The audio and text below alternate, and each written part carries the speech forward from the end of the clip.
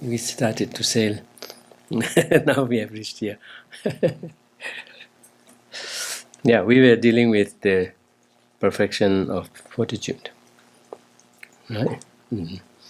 And within that, we spoke of 3 types of fortitudes, and this is the last of them, right? Do you remember what are the other 2 fortitudes?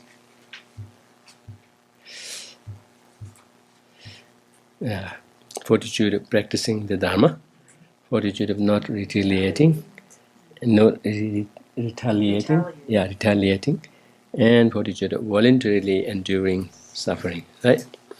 So this is the, yeah.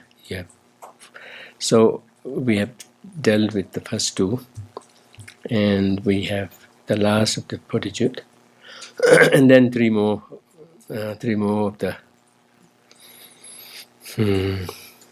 perfections. So we have 3 sessions. Yeah, but fortitude we only have just the last part of it.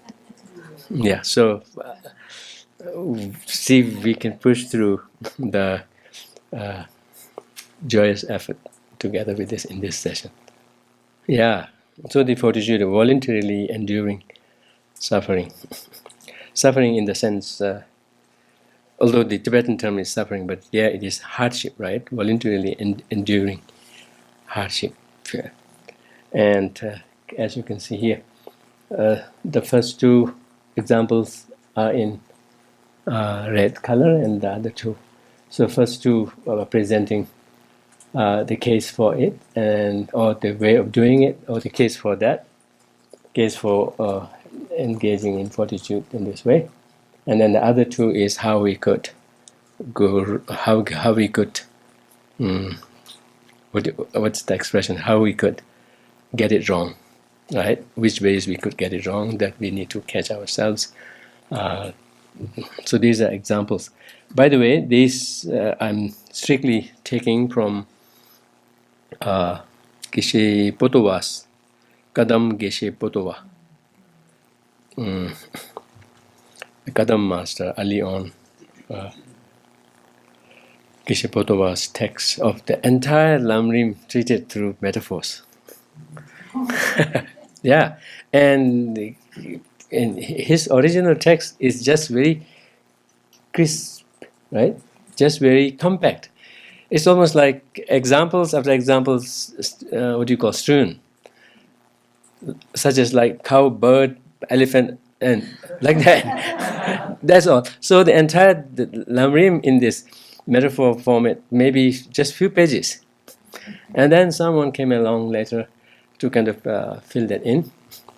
And then somebody else came along to give the to give the references to certain anecdotes which were not filled in early on, except explaining things, but the anecdotes referred to were not filled in. So somebody came later to fill in those. And then these texts themselves, from the original till the third degree of separation. I learned this yesterday, so I'm using it. Till the 3rd degree of separation. They're all, by now, kind of archaic in language. So somebody needs to, what do you call, crack them, right? Or somebody did a text. Yeah, update. Yeah, to crack open the archaic text, archaic talk.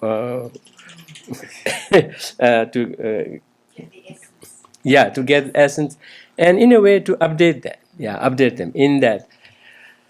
So it's so strange the way language functions, right? As much as we are struggling to coin new terms, there are already a bunch of terms that are remaining unused and now have become unintelligible. That somebody has to come up to kind of reinterpret them. Yeah. So in this particular series, there are 4 of them lined up together. What does this fortitude of voluntarily enduring suffering or hardship looks like? It gives the example of a fisherman, And it's not just a fisher, there's so many. Fishermen, goldsmith,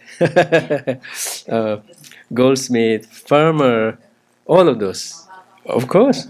Yeah. But that will fall a little different in different category, because here he's making the case that these people, just for earning their livelihood, they make so much effort.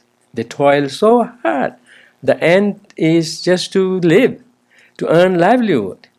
If that much effort people can make towards that end, braving heat, cold, rain, whatsoever, then we should be even more encouraged, more inspired to work hard, because in front of us is a much, much benevolent mission of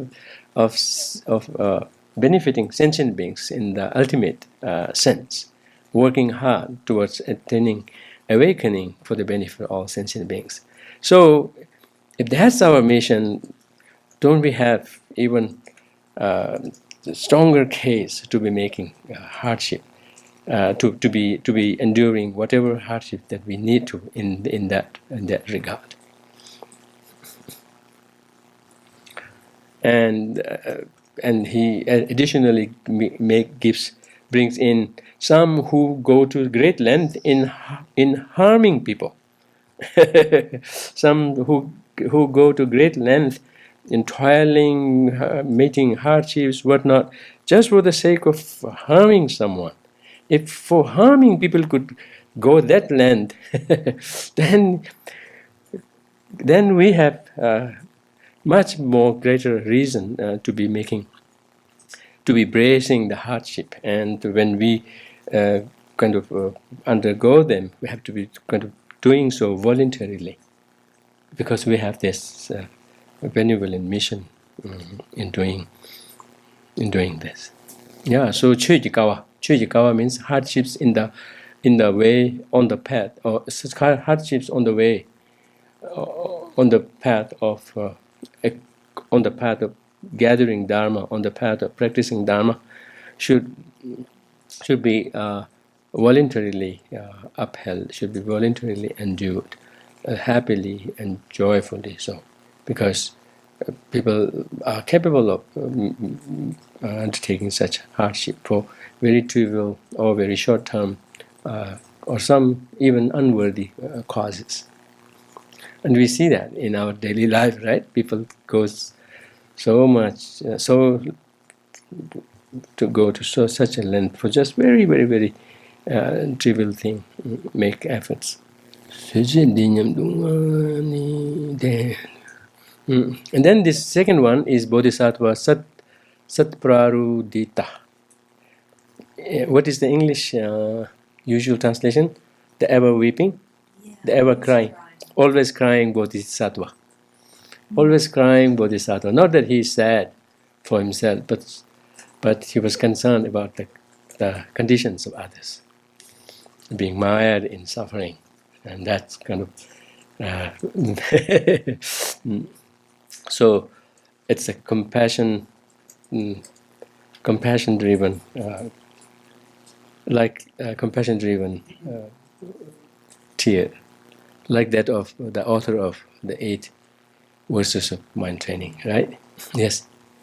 So how can he be crying and not sad? I feel like compassion, it involves this deep feeling of sympathy, but not necessarily sadness. Mm-hmm. So how can you separate those two? How does it work?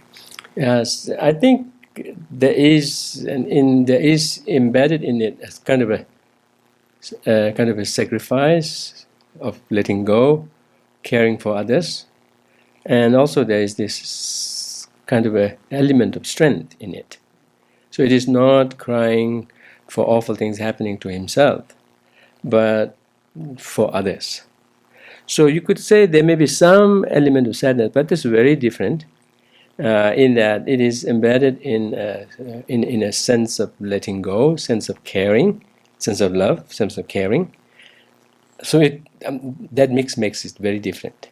So we could say in some ways not feeling happy, right? But that would be a very different state of feeling not happy. Not the typical unhappiness that we usually do over our own conditions. We should be something awful to go through. But here it is nothing to do with his or her condition, but for the welfare of others. So there is this element, inseparable element of care, concern, love, and some sense of what you call fortitude.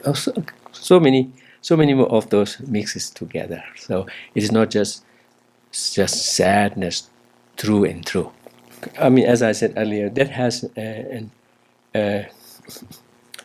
it's like that sense of care kind of growing strong to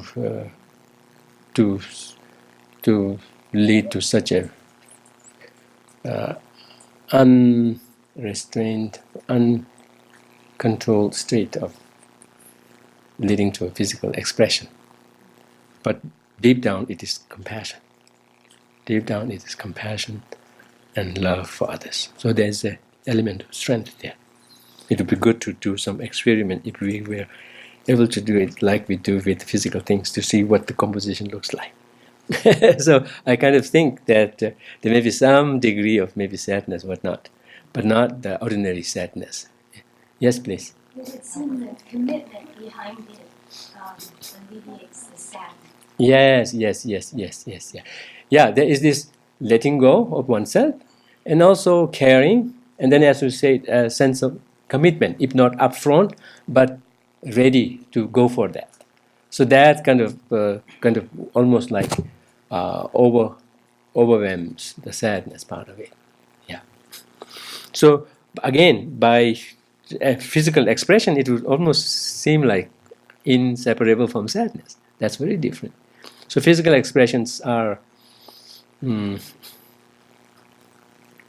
His Holiness comments on this in his discussion with scientists. He says, brain, as much as we think it's so smart, doesn't seem to be that smart when it comes to making distinction between compassionate crying and desperate, awful situation led crying, because the same area seems to be activated.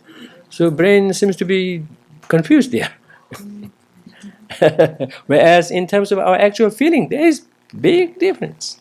And we could all attest to that from our own experience. Right? Mm-hmm. So this Bodhisattva Satprarudita. And likewise, we speak of the same thing of the author of the 8 verses of mind training, right?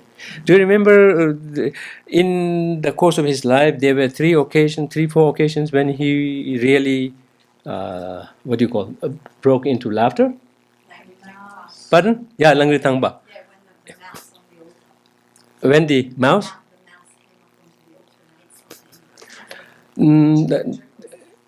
Took the turquoise. Yeah. The mouse, 3 of them came, had one kind of lie on the back, and then put the turquoise on it, and then the other one helped me pull. So that's how they took the turquoise away. So that really got him kind of like ha ha ha ha like that. Oh, these sentient beings are suffering, even the rat. But look at what he did. So what was the other one? Venerable Seppel, do you remember? Do you remember? Langri Tangpa. Yeah, it would be good to remember. Something to do with the mouse, but I think that is one. Yeah. That is the one, or if not something else. What are the other? Yeah, those are. So not that they were capable of not laughing, right? Not that they are capable of laughing, but yes, the situation is such. It is just a matter of really thinking. It's a sign of how sincere, serious they're thinking of it. How deep-seated is their sense of concern, right?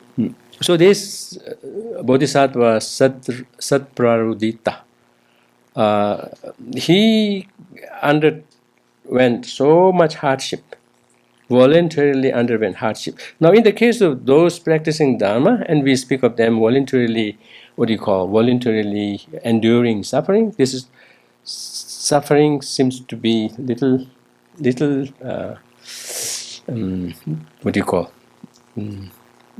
misrepresenting. It's mostly not mental suffering, right? At the mental level, there is, at any state of being, be that even while you're seen crying, there's this strength embedded within. So also in other occasions, they will be filled with inspiration, filled with faith, filled with a kind of courage to take upon oneself the responsibility for others, whatnot, working for others, whatnot.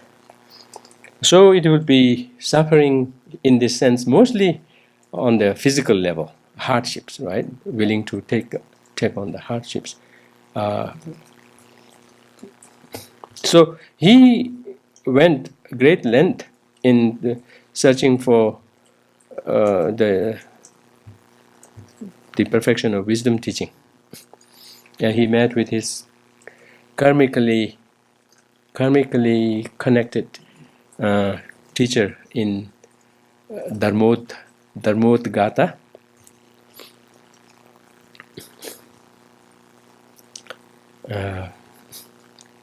Chopa, and in Buddha Dharmodgata, and the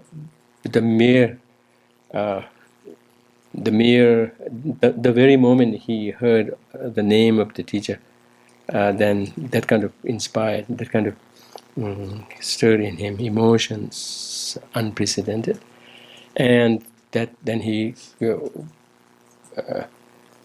braced up to all the hardships that it took to get to him and then get the teachings, whatnot. So Tsongkhapa in his writings has a very beautiful writing on very what do you call embellished, so to say, embellished, poetically embellished, high standard literature on his biography.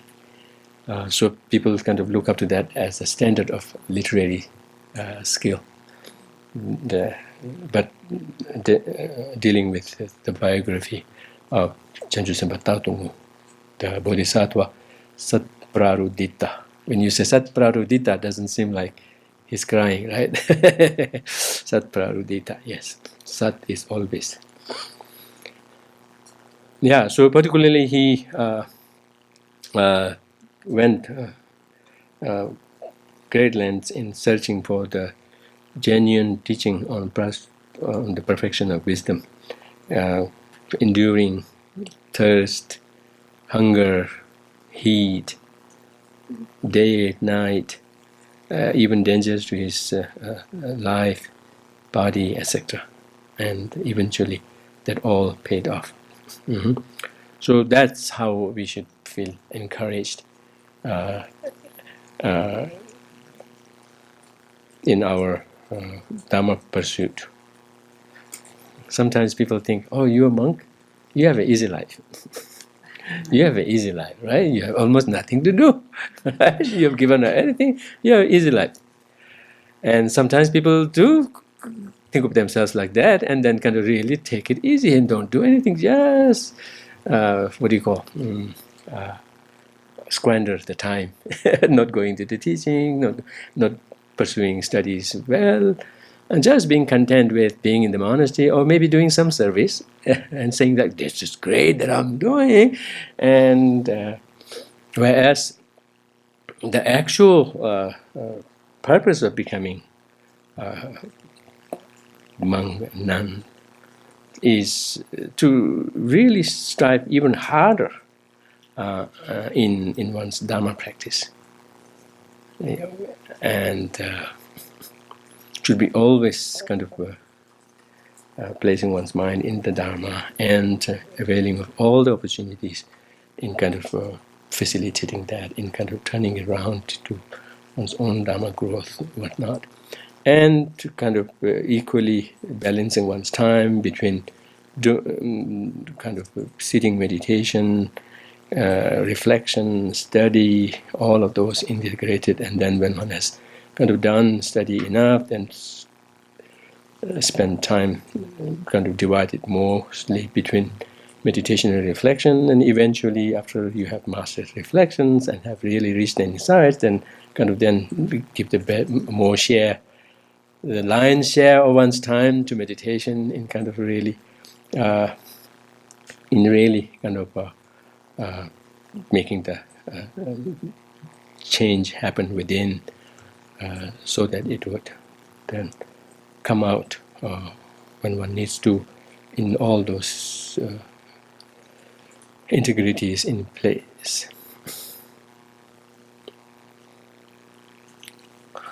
So those are the two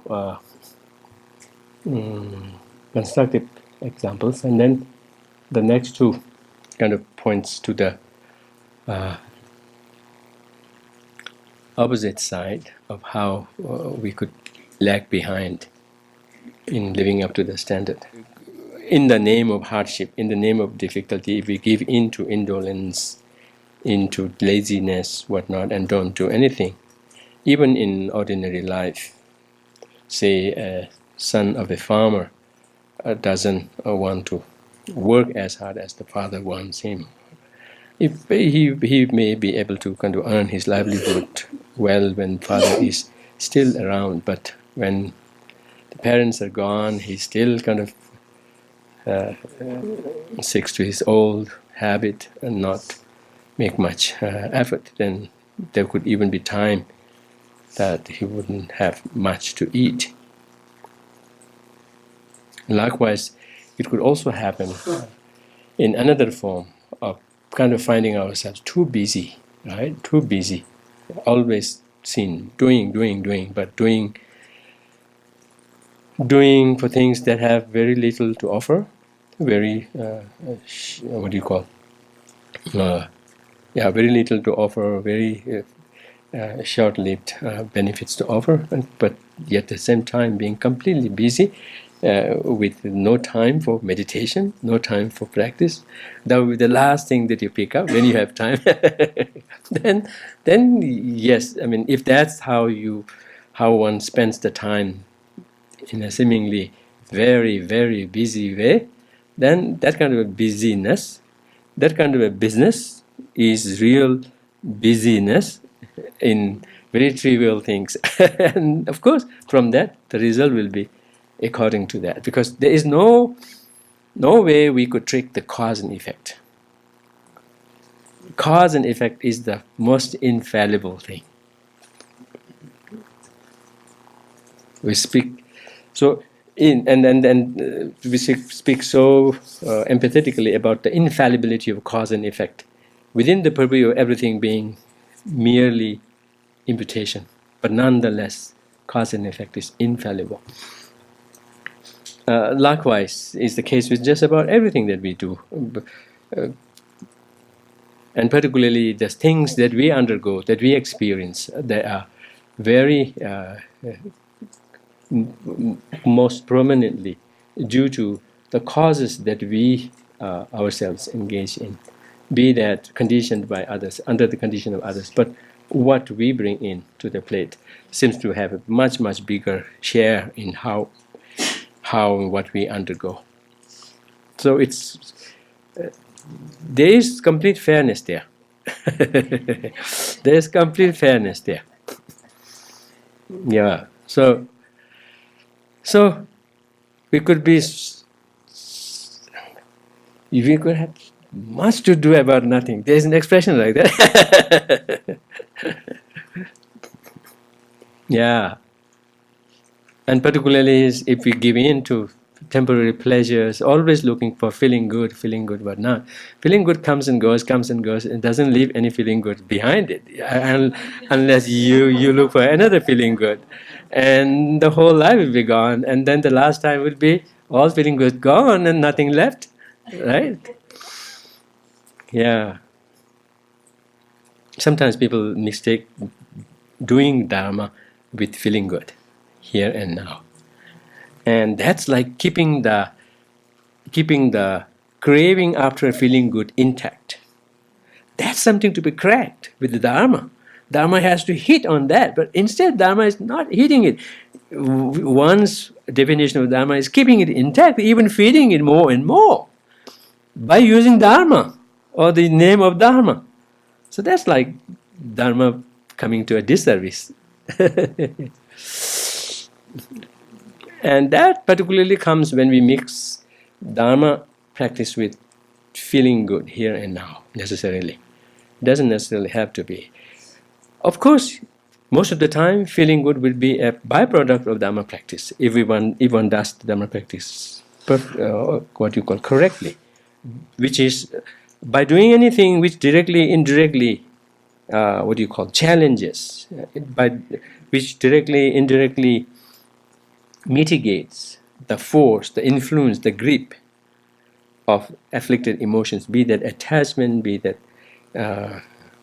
antipathy, jealousy, greed, all of this. And then deeper down, even the tendencies of them. And then deeper down, this misperception, the underlying misperception of seeing everything having almost like a cutout, independent identity of their own. So that's where everything in the name of Dharma, be that doing something physically, should indirectly kind of contribute to. And if we do that, the byproduct is feeling good for sure. Not necessarily here and now all the time, but on the whole, feeling good. On top of that, as kind of a sense of competence in kind of really being able to stand up to just about anything. But instead, if we kind of collate that with just feeling good here and now, like that of Coca-Cola. What did they call that? Coca-Cola. What is the brand? What does this? Pardon? No, they say happiness something. Do you remember? Pardon? Yeah, I think happiness in the bottle, maybe, or something. They said that, and yeah, and that's perfectly speaking to us. When we do not open our eyes, we kind of lump happiness, peace, joy with feeling good here and now.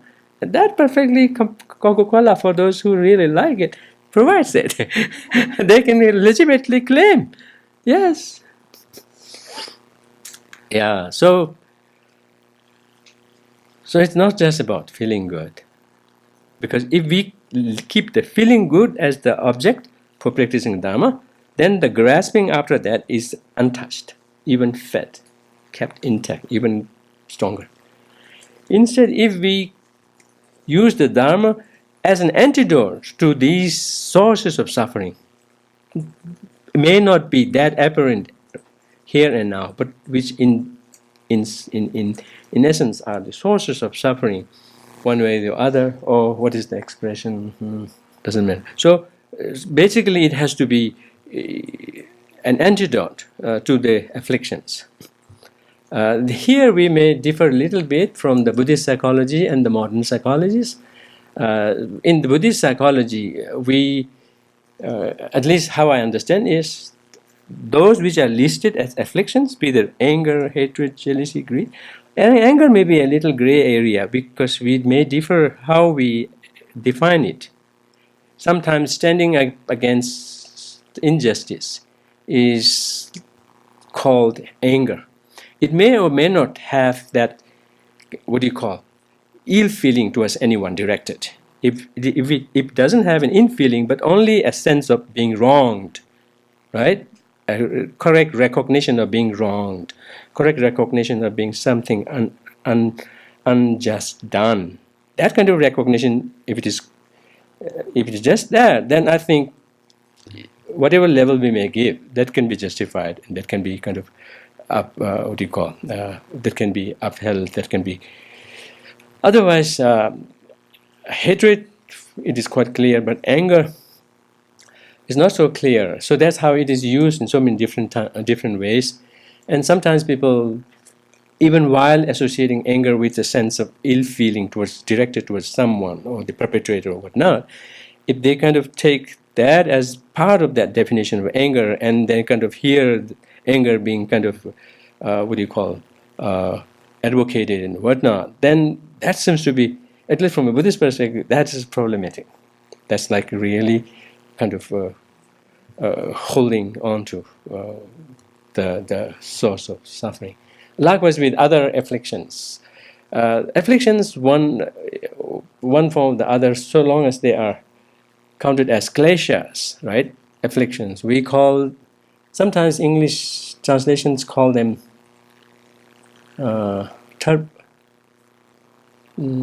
disturbing emotions. Some call them destructive emotions. What are other available translations? But somehow, pardon? Yeah, negative emotions, destructive emotions. But they tend to kind of completely lump them into the emotion group, which it is not. In the Buddhist context, we do not worry so much about whether it's an emotion or not, or whether it's an emotion or cognitive. That's almost like an academic way of approaching what type of mind it is. The focus from a Buddhist perspective is, irrespective of whether it's emotion or not, is it harmful or not? Is it destructive or not? Based on that, we make this, we define this class of mental elements called klesha, nyumon. So I usually, and that contains not just emotions but also cognitive states. I try to call these dissonant mental states, right? Dissonant mental states, not just emotion. Anyway, those are all considered destructive, if not right here and there, right here and now, in the long run, necessarily. And then, by its very nature, it has some element of dissonance with the reality. Of course, embedded as it is, kind of underlying as it is with the misconstrued perception or misconstrued perception of the reality into the total, flip side of it. On top of that, then it would have brought in some other, again, dissonant elements, dissonant perspectives built into it. So it is dissonant in terms of its reading of the reality, and by its function. If not here and now, it seems like destructive, but destructive for sure in the long run. And in many cases, destructive here and now also. So that's where anything that we claim as Dharma practice should be going to. And that we could do in varying degrees of thoroughness, varying degrees of superficiality, completeness, whatnot. From a Buddhist perspective, from the very, very simple practice of vipassana, shamatha, to a high level, highest yoga tantra practice, they are all targeted at tackling the afflictions. Only at the high advanced Bodhisattva practice levels, there may be cases of where you could, almost like you could approach, or you could, use the affliction. And that would apparently look like,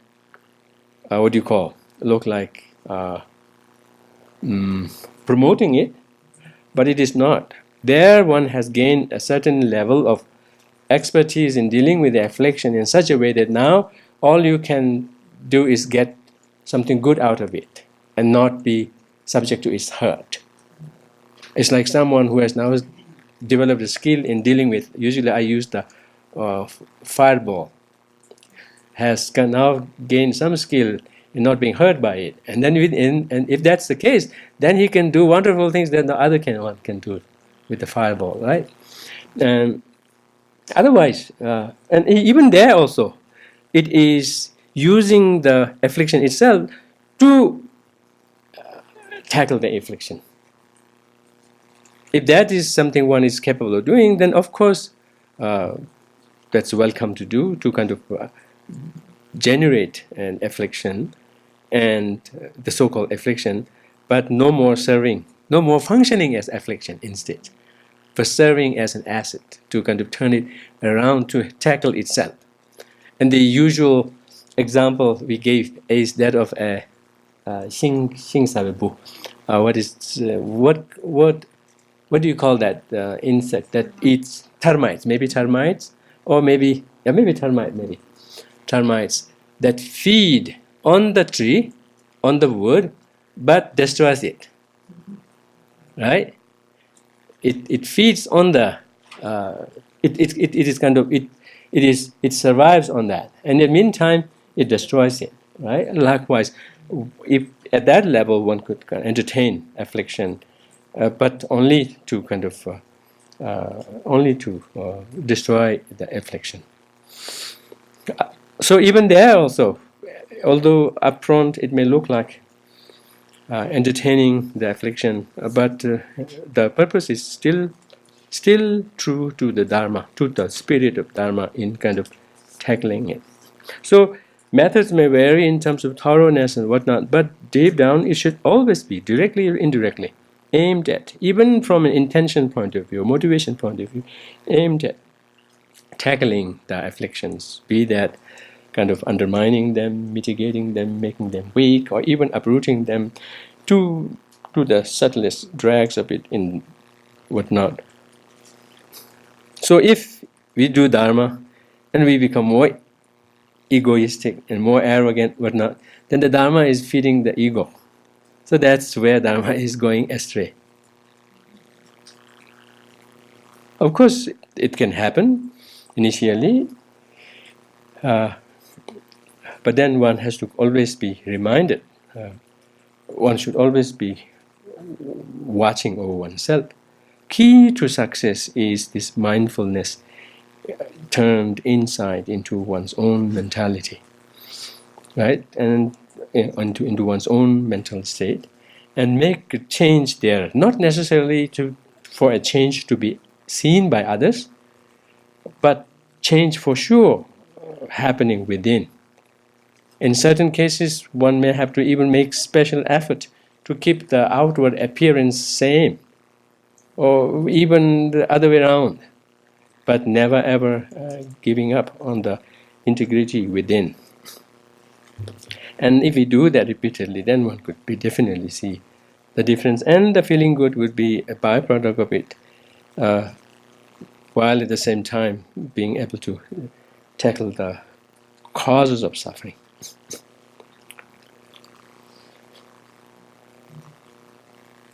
So then, what is hardship? Avoiding hardship, right?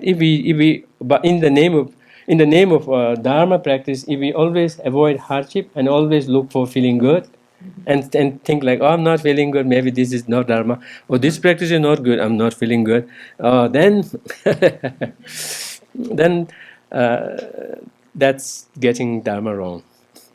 Look at Dharma practitioners.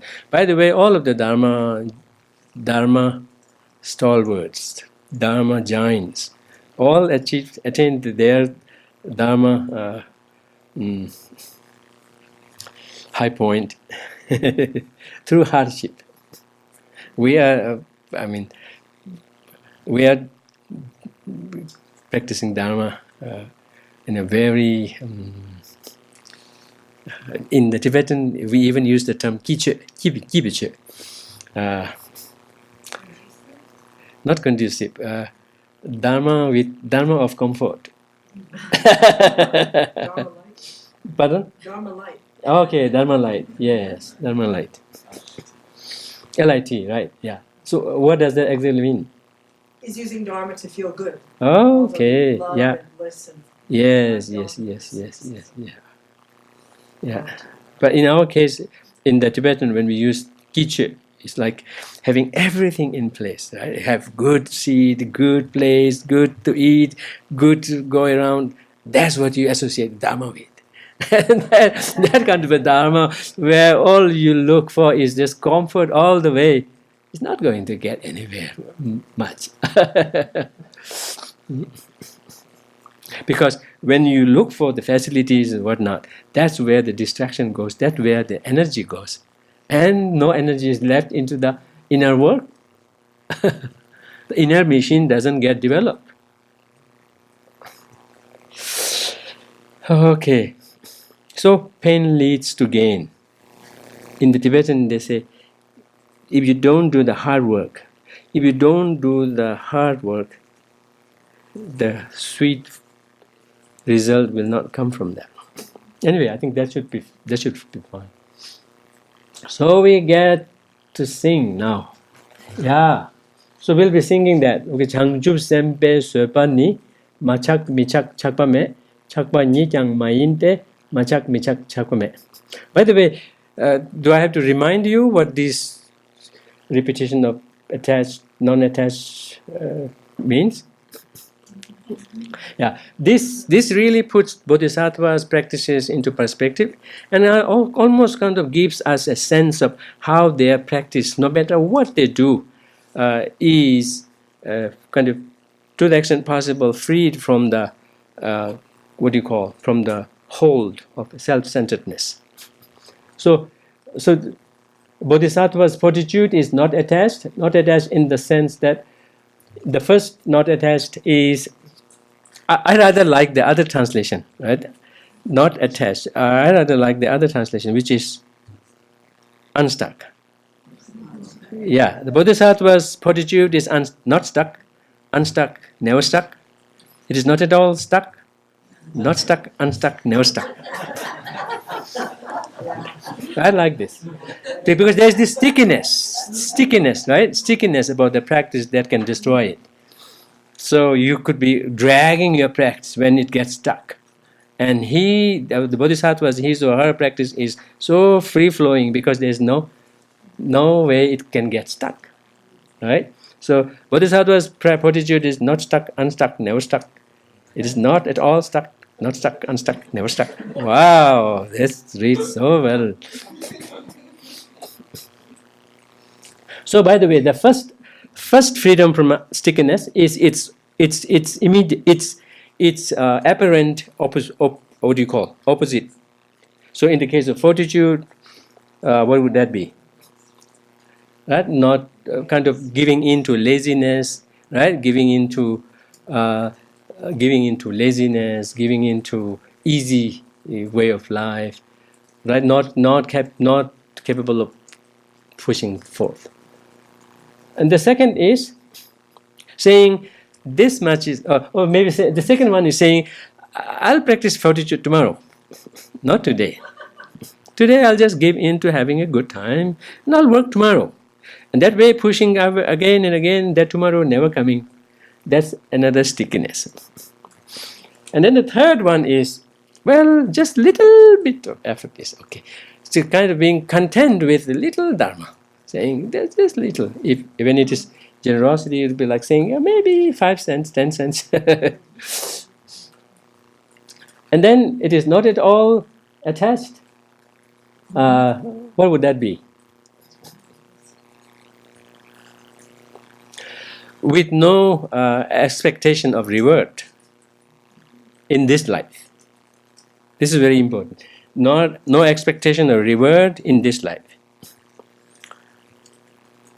Not thinking that, with this I'll be good here and now. Again, kind of tying it with the feeling good, right? Feeling good or some reward in return. That's in this life. And then the next one is maybe hoping for something in the next life. Nothing wrong with that, except it limits the power of the practice that you do. Actually, I did remind you in one of the scriptures, it as a way of pushing, as a way of as a skillful way of training people from not being stuck in the fourth sense of always looking for something in return for this life. It says, at least expect something. You could at least, if at all you are kind of tending to expect something in return, let it be something in the next life, but not for this life. Because on top of limiting the practice, the power of the practice, that could even get you into problem also. Expectations are not always met. When expectations are not met, then you do good things so that you will be disappointed. It's like laying your own trap.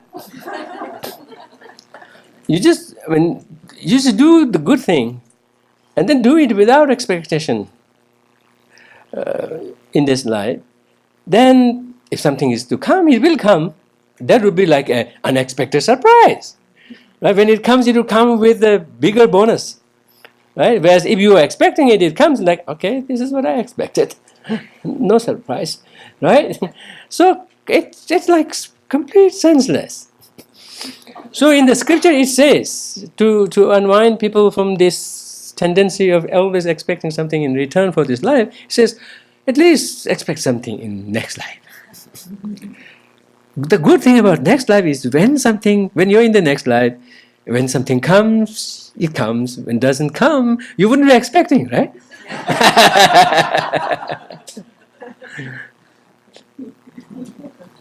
Yeah, in the scripture it says. It's a skillful way. But for the bodhisattva, there would be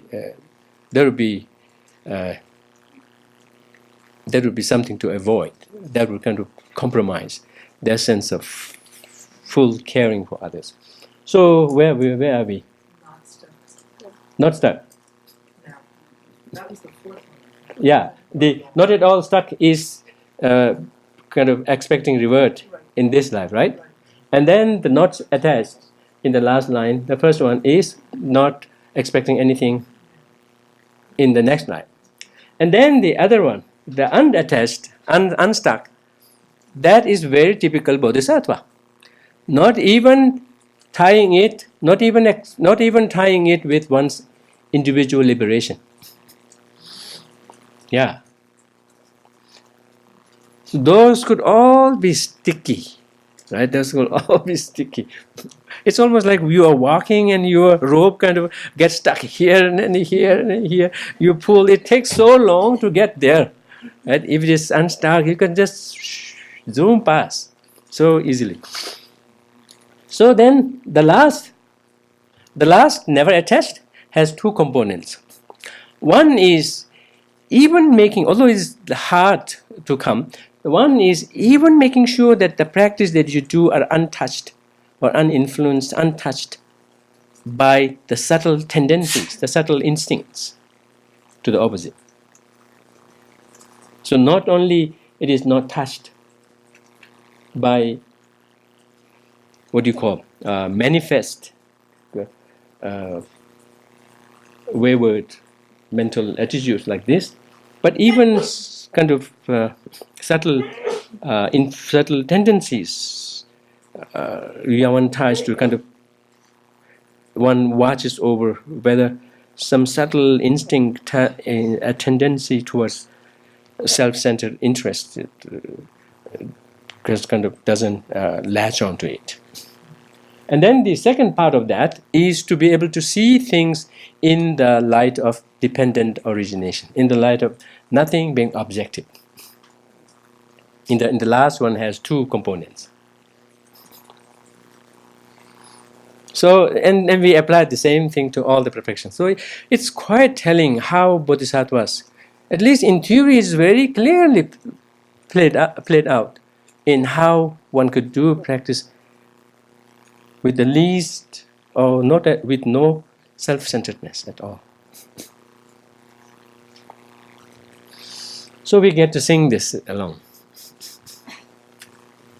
And we'll be using that English phonetics.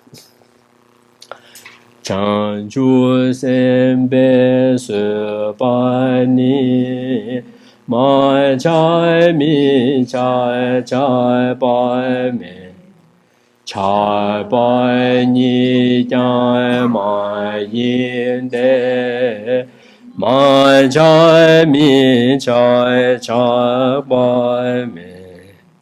Yes.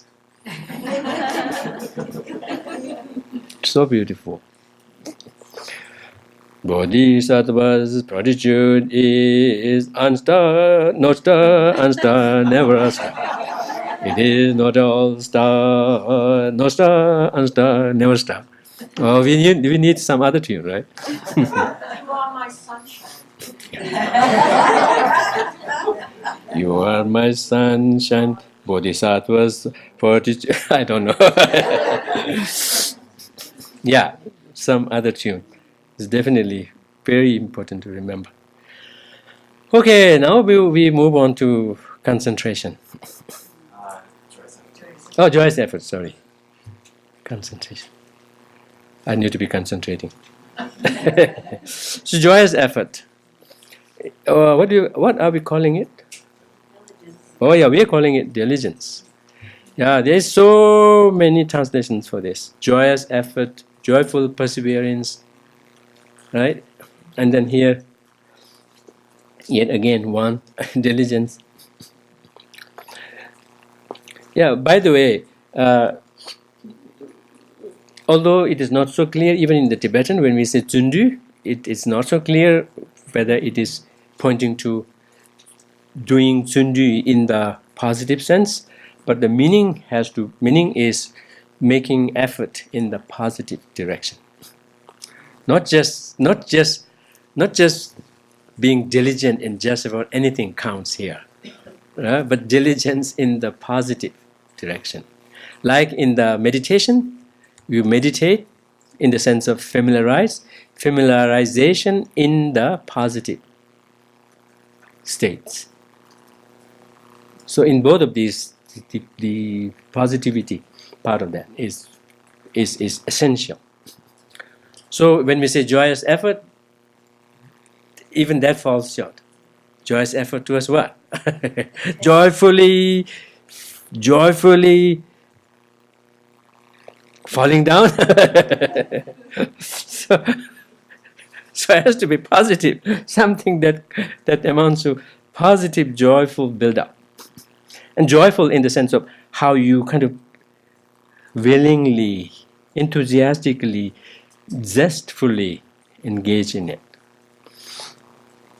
Not dragging, but dragging one's feet, heels, dragging one's heels. Okay, so paramita of diligence, the practice of taking delight in virtues.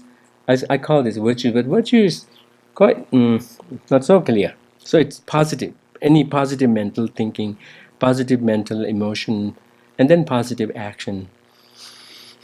Be that in the form of restraining from harm, restraining from negativity, or further beyond that, in the form of deliberately working for the benefit of others. In the case of the bodhisattva, in the bodhisattva context, joyous effort in altruistic services, altruistic actions becomes an integral part of the paramita of diligence. So in the scripture, it talks about three types of diligence: armor like diligence, practical, or rather, jorwa tsundu. I think practical maybe practical in the sense of practical, not practical in the sense of actual doing, diligence in the sense of actual doing, right? And then unrelenting in the sense of not being easily discouraged. Not being easily discouraged. And then armor like is diligence, which kind of brings in some kind of a buffer, right? Some kind of a protection around it, to not feel the dent. Okay, so what do we have in this? In the armor like, in the armor like diligence. The first one is winning the castle. It recounts some story of two areas in war, in kind of a battle, right? And then at stake was the castles in each of those areas, and whichever wins not only wins the area but also gets to own the castle. So that's what the winning the castle is referring to. And in the course of that battles, one of the areas wins, and later on, some older folks in that winning group recalls the battle and recalls the battle and even attest to the fact that they now own the castle, not just of theirs but of others, and kind of wonders: is this real, or is this dream that I'm having? So likewise, one should be able to look up to one's practice of Dharma, which is a win-win. I should add another win, because Dharma practices, when you plan out, in the causal sense, it is good. In the actual doing of it, it's good. And when you look back, it's something that you can rejoice into. It's a win-win-win situation. And more particularly so in the case of Dharma, that takes the form of being in the service of others. Just the motivation itself is so uplifting, and the actual doing it is really making a difference, and then you have all the reason to look back and rejoice in it. So to the point, like, is this real or dream? Right? One could have a similar sense of wonder and like that of the old folk towards the castle that they were won. So through such appreciation, through such assessment of the actual nature of the practice that one is doing and appreciation of it, one should be able to kind of build that armor around one's practice, so that no little situations can kind of harm it, but rather you feel even more bolstered in doing it by seeing the goodness in it. What is the second one? Yeah, physicians and lotus. Doctors, when they go to attend to their patients, they do not say, first you come and clean yourself, you come in good whatever, and then only I will look at you. Right? They have to just go and attend and look, and then kind of overlook whatever becoming situations there may be. They kind of are concerned and look at the situation and focus mainly in curing the patient, not kind of make fuss about the conditions being not good. Likewise, for someone practicing the Bodhisattva ideal, should not have any complaint about how the samsara is messy, how the samsara is cattywampus.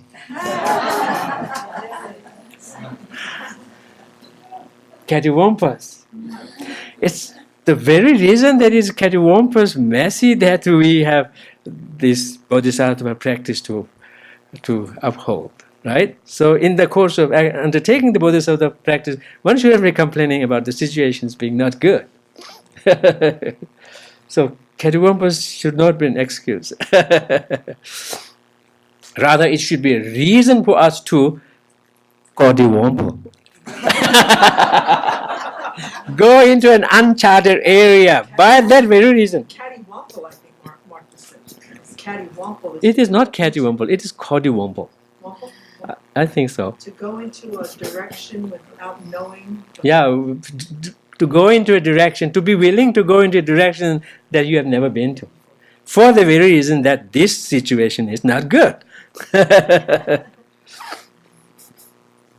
By the way, whether cottywomple is a word or not is disputable. Pardon? Now it is. Now it is. Okay, yeah, we made the what is that? We made the campaign last year, so now we won. What about Cantacarus? Okay, that's fine. Another thing. Okay, so yeah, so likewise, lotus, right?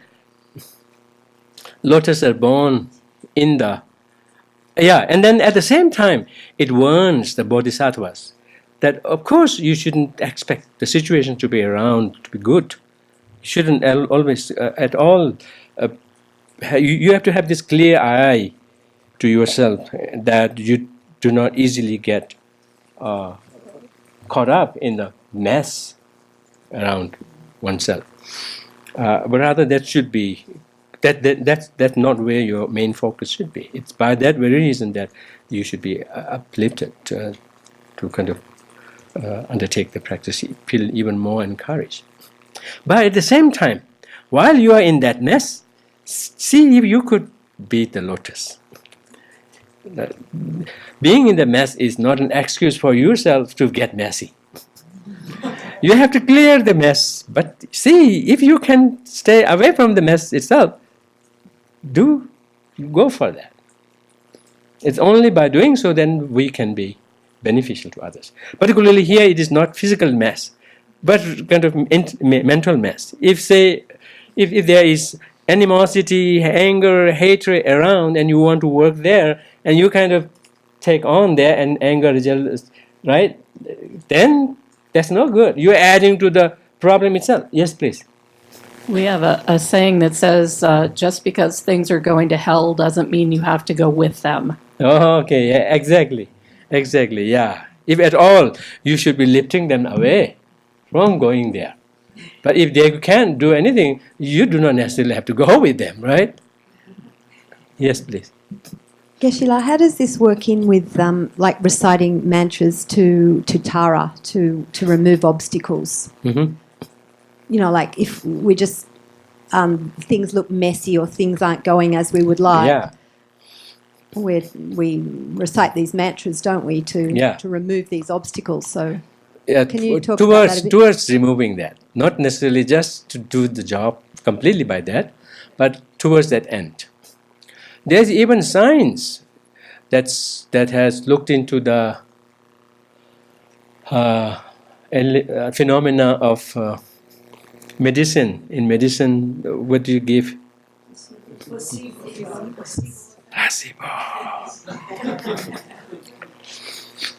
So there is a science behind placebo effect. And they have looked into the fanfare around that. That seems to add to the efficaciousness of the placebo even more. Like if you say, this is doing now, okay, you're going to be okay. Like that. If you kind of see that kind of a fanfare around it, and you kind of buy into it, it has a healing effect on you. As much as the giving of something that is completely different. Pardon? Completely? Inner. Yeah. Even Isn't it really powerful to do like 100,000 Shakyamuni Buddha mantras or whatever? Isn't that a really powerful thing in Buddhism to do those? Yeah, it is. So that's what I'm saying.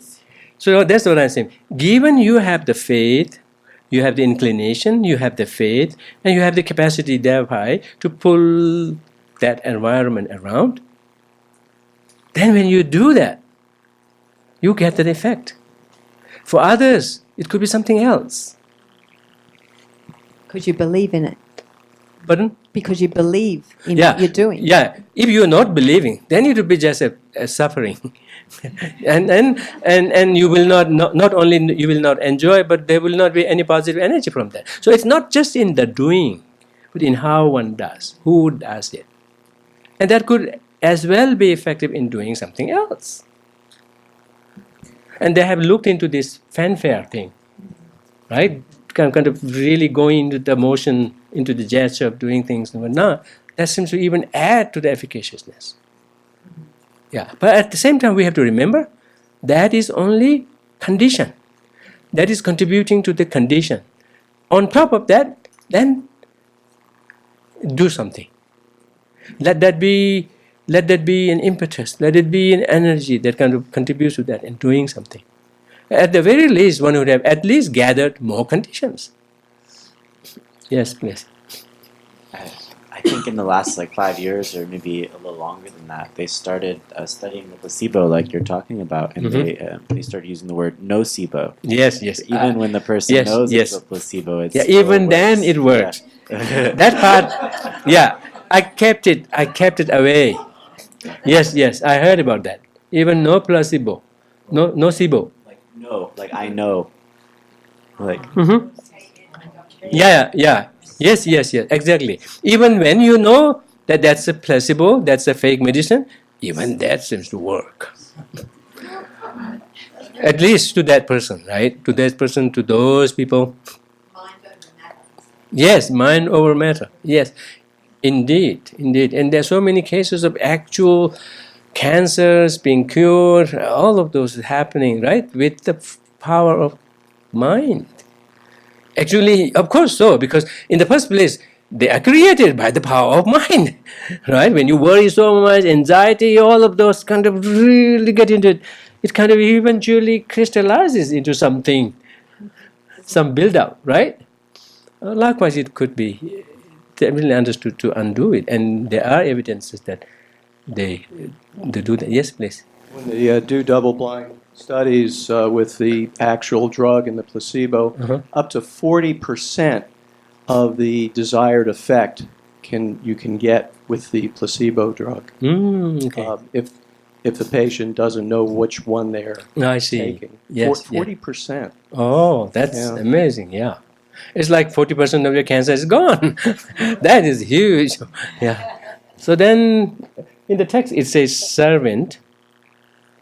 I may not be translating it very well, but what it is that we usually have a tendency of this is just an example where it says that depending on how the person that you have hired performs, you will accordingly respond to that by either giving reward or cutting the pay scale, right? Likewise, one should be able to look at oneself and kind of pat on one's back, not going too overboard, but pat on one's back when one's doing good. When it's not going good, kind of say that, oh, you need to be doing better. So that's what one should be constantly doing, which is actually not so different from being mindful and applying mental introspection. Yeah, but it's just a way of presenting it. So basically saying, always check how one is faring. Based on that, do the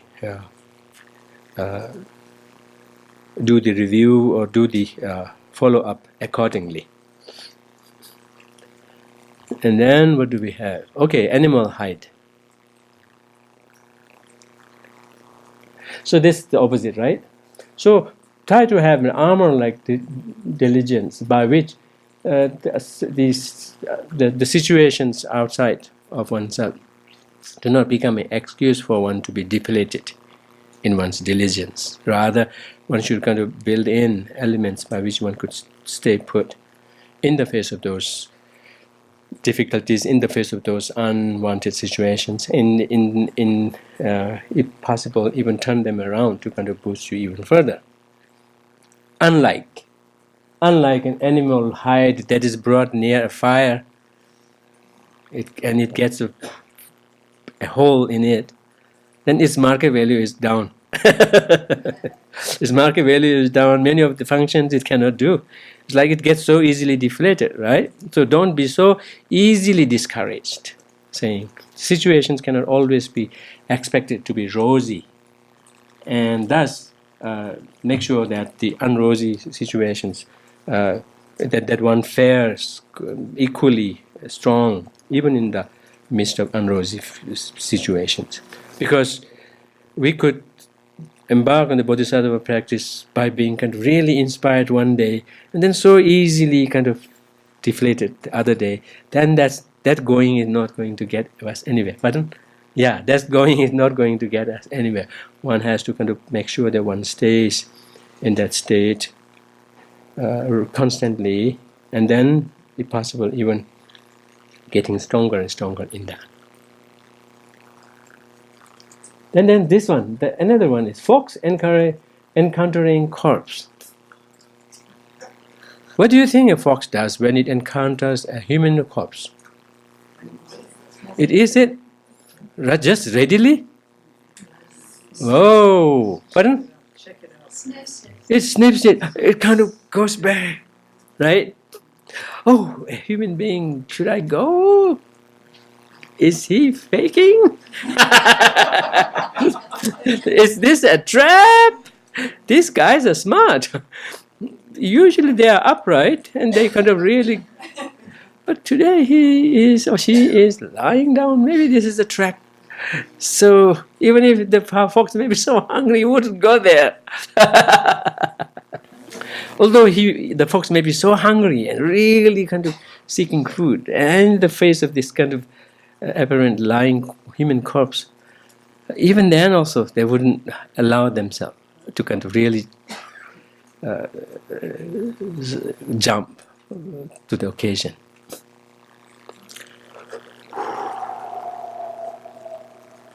So, likewise in the case of bodhisattvas, even if you have on the one hand this aspiration to benefit others and whatnot, but then sometimes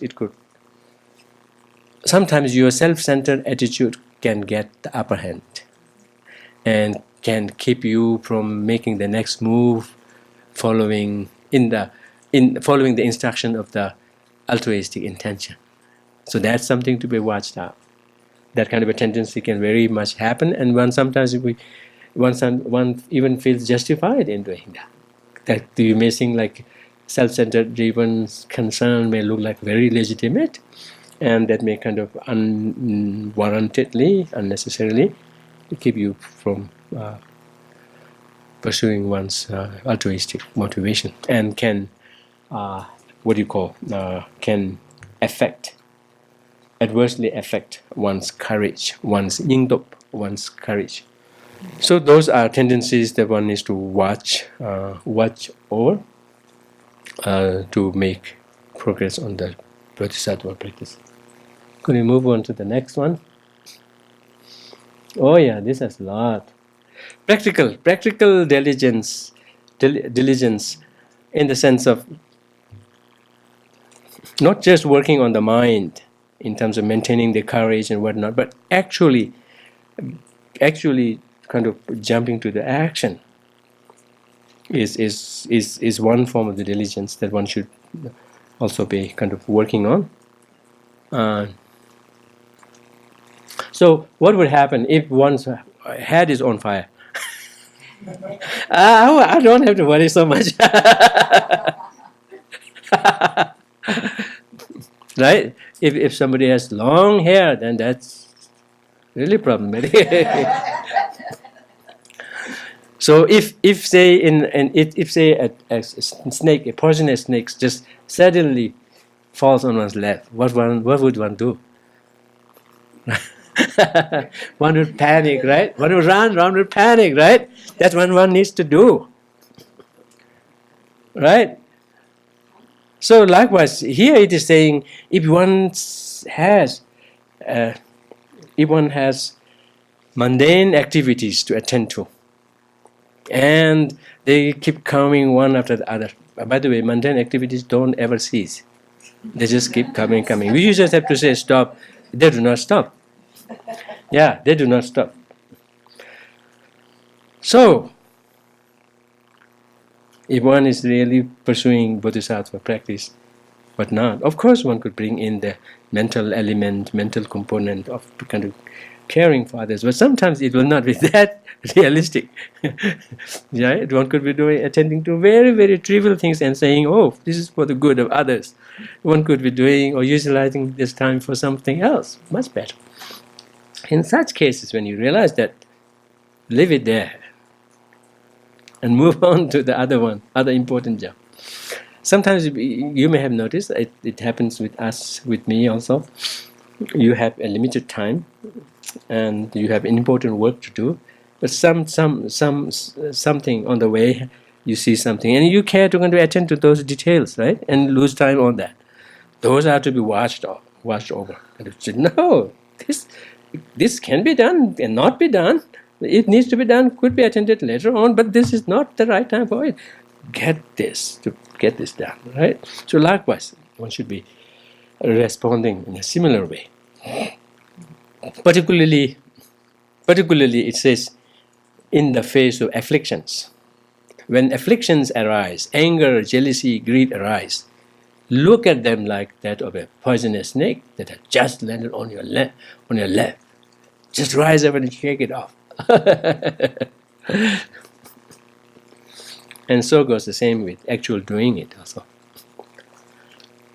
Then fire rescue. Yeah, by the way, before I forget, I have to thank Tanya for helping me design the slides, not for just for this, for previous talks also. Very detailed slides which needed so much time. And then even the wordings, she helped me. Because there is no ready English material in this. I'm just looking into an archaic Tibetan text and coming up with something and risking sometimes saying totally silly things. And she helped in that also. So if there's any mistake, those are not mine.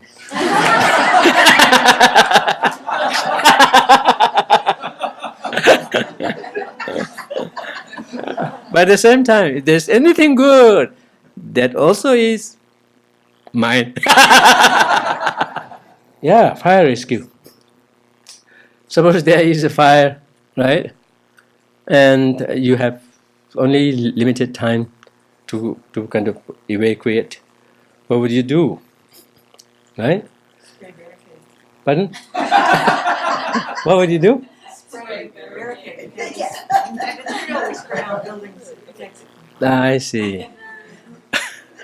Yeah, sometimes the fire is so strong, none of that works. So what do you have to do? You pick up the important things and run. Yeah? You either get out, if there is time, then look for the important things and get out. Not worry about the cups and what, right? The cups and pens and socks and whatnot, right? So, likewise it says, this precious human birth of ours is on fire. It's on fire, attacked by impermanence. It could be consumed any time. It's surrounded by. So now, do you think you can use the fire barricade? That is constantly on fire, right? So think of our life. I mean, by the way, in Buddhism, as you may all know, thinking of impermanence, which is reality, is very much valued. And of course, merely thinking about it and obsessing in it is not good. But if we think it in such a way that we kind of, if we think it as and turn it around for something positive, like valuing the time you have and utilizing it for the best you can. So kind of invoking that awareness of the real, factual, impermanent thing into something good, into something valuable, into something precious, then that's, I mean, what we should be doing. And that way we would kind of have this natural sense of prioritizing our work, our things, and kind of strategizing the time available with us in making the most of it in the most sensible way. So likewise, be reminded of this constant fire around us, and like someone in such an actual situation would, when need to run, would do so by only getting the important things with him or her. Likewise, be reminded of this constant fire around us, the fire of impermanence. This is a different a metaphor, right? Analogy for impermanence. Impermanence like a fire. Yeah, it does have this consuming component, and then kind of feel reminded of doing the best, which in the Buddhist context is, and also in the secular context is, living one's life in a sensible, meaningful way. And from a Buddhist perspective, the most you could do is by practicing the Bodhisattva ideal. There's nothing greater than serving others. No work, nothing. And then within the services, the most comprehensive, the most ultimate, complete, comprehensive is that of working for attaining enlightenment for the sake of all sentient beings, within which all other services would be already included. Like we were saying, in the course of one's pursuit of Dharma, Bodhisattva practice, and one attends to all the needy situations and accordingly utilize that in serving others. So having a proper sense of priorities, getting the priorities right in such situation. And then unrelenting effort in digging out gold. Suppose we are out there in some area, some country, digging gold that's up for grabs. That's up for grabs. Anyone can go and get the gold. But the place is such that on the one hand there is water, right? And you dig, there can be water. And then you dig, and then there could be part of it kind of falling down. You have to be quick in kind of clearing the dirt and all those water. Otherwise, very soon, it could get,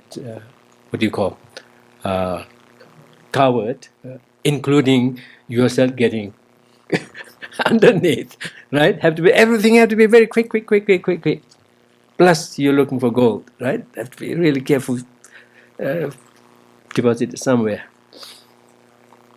that Geshe Dadul doesn't get them. Through it's all of a sudden you didn't see it coming, right? Okay. So, likewise, in the case of Bodhisattva practice, in Dharma practice in general, as well as in the Bodhisattva practice. Like in the case of digging gold in such a situation, any time, any lapse in your effort could mean the area being covered either by water or by land or even getting underneath the land. So likewise, impermanence, as factual as it is, could strike any time. This is real, right? Could strike any time. And so there's no excuse for us to kind of give in to any afflictions, give in to any negative actions, give in to any unworthy, unbecoming activity, be that towards oneself, towards others, like that. By remembering the situation in a factual sense. But at the same time, not, as I said earlier, reflecting, contemplating on impermanence, death, has to be done in such a way that one could pull it off into something positive, into something uplifting, into something making sense. That's very important. Mere doing it doesn't do the magic. That's very important. Sometimes people could get so kind of stuck in it, right? So stuck in it, so hold up in it, that it could be very, very depressing. Particularly if they have this unbridled kind of hope, expectation to live long, a kind of unrealistic expectations they may have. Then in the face of that, this fact can really strike hard. But if you accept it and kind of embrace it, build it into one's own mentality, sensibility, and then make the most out of it, make the most sense out of it. Then yes, it's like every moment is like a precious moment. Every moment looks like a gift, very precious gift.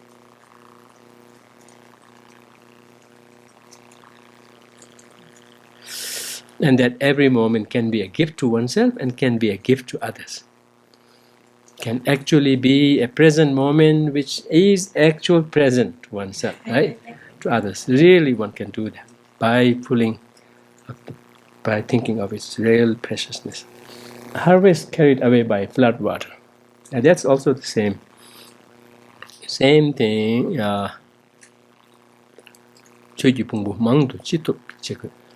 if you have harvest, I have seen this in India, just besides my house. The farmers, they would work so hard in scorching sun from very early morning until very late evening. They will be in the open, working hard under the sky, under the sun, oh, so hot sun. And then they will work so hard using animals, right, for plowing, all of that. No modern technology whatsoever. And then they would work so hard, so hard. The whole family would come during different seasons, and then eventually when it comes to the harvest, they would get it, they would harvest it. And then they can't take everything home. They would have it piled up. What happens? And huge rain happens. It's like devastation. When they are soaked in water and they are left overnight, it's destroyed. Oh, it's so awful. So that's exactly the scenario that's being referred to here. Harvest carried away by flood water. What do you do in such situation? With whatever facilities you may have, try to get as many harvests with you, right? Before, with the least damage, whatever. Just get any, however much. Likewise, in the face of this all-around flood of impermanence, it's not time for us to be contented with just little Dharma. Do the Dharma purely, intensely, but as much as possible. But again, as much as possible in the true Dharma spirit. This is very important. We can get into our own old habit of really panicking, obsessing, whatnot. That would be like falling back into the same habit, dealing with Dharma. So dealing with Dharma in an undharmic way. So that doesn't count. Just having Dharma as an object is doesn't count. It's in the doing that should be dharmic. That's when it counts. So when I said get as many, I didn't mean to say panic. Didn't mean to say really kind of get into that frenzy of getting your head hard, legs hard, all of those. Yeah. So without those. So with this, I think we should stop